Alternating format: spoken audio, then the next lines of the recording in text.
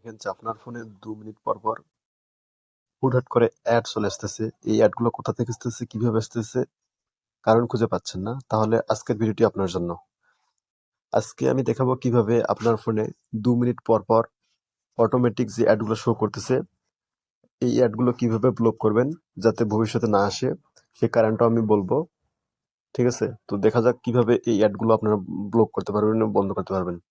তো আমি এখান থেকে অ্যাডটা কেটে দিব।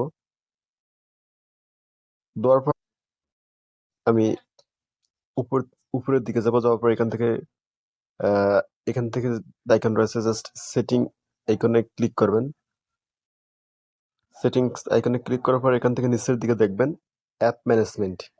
অ্যাপ ম্যানেজমেন্ট অপশনটাতে এভাবে ক্লিক করবেন। ক্লিক করার পর উপরে এখানে লেখা আছে দেখেন apps, app list. Just app list এখানে ক্লিক করবেন। ক্লিক করার পর এখান থেকে উপরের দিকে দেখুন, মানে এখানে যতগুলো অ্যাপস আছে সবগুলোর নাম প্লাস লোগো শো করতেছে। কিন্তু উপরের দিকে এমন একটা অ্যাপস আছে যেখানে অ্যাপসের লোগো কিংবা অ্যাপসের নাম কোনো কিছুই শো করতেছে না। শুধু অ্যাপ অ্যাপ সাইজ শো করতেছে, অ্যাপটা কত এমবি সেটা শো করতেছে। দেখুন এরকম ভাবে হুটহাট করে অ্যাডগুলো কিন্তু আপনার ফোনে চলে আসতে পারে। আর এটা কিন্তু খুবই বিরক্ত লাগে। মানে ২ মিনিট পর পর কিন্তু এই অ্যাডগুলো আপনার ফোনে চলে আসতে পারে। এটা খুবই খারাপ। তো ভালো লাগে না। জাস্ট এখান থেকে এটা ব্লক করার জন্য আমাদেরকে এই সেটিংস গুলো এইভাবেই করতে হবে। এখান থেকে আবারও অ্যাডটা আমি কেটে দিব।